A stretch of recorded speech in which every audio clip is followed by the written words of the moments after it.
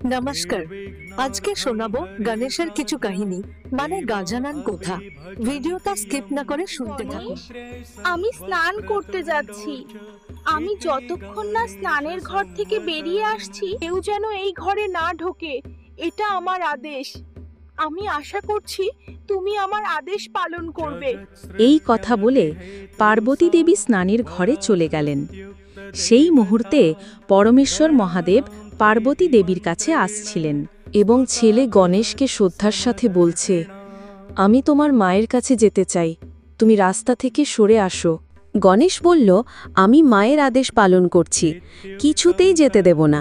এই কথা শুনে শিব রেগে ক্রুদ্ধ হয়ে তাণ্ডব নৃত্য শুরু করল।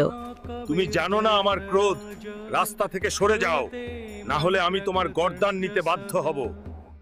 মহাদেবের কোনো কথাই যখন শুনছিল না, নিজের ছেলের ওপর ত্রিশূল নিক্ষেপ করলেন, যার ফলে তার মস্তক ও দেহ বিচ্ছিন্ন হয়ে গেল।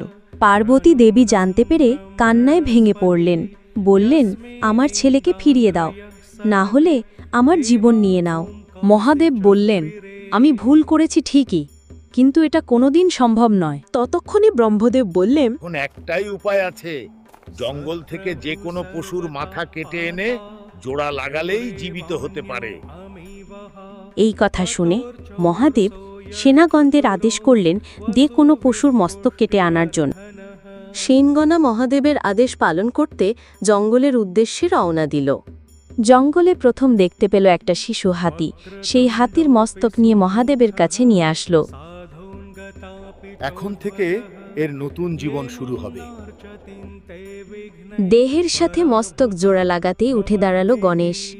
এসো আমার সন্তান, আমার কাছে এসো।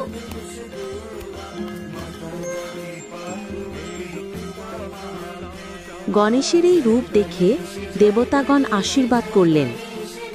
আমরা আশীর্বাদ করলাম, মর্তধামে প্রত্যেক পূজা গণেশের মন্ত্র দিয়েই শুরু হবে। এখন কার মতো এই পর্যন্ত।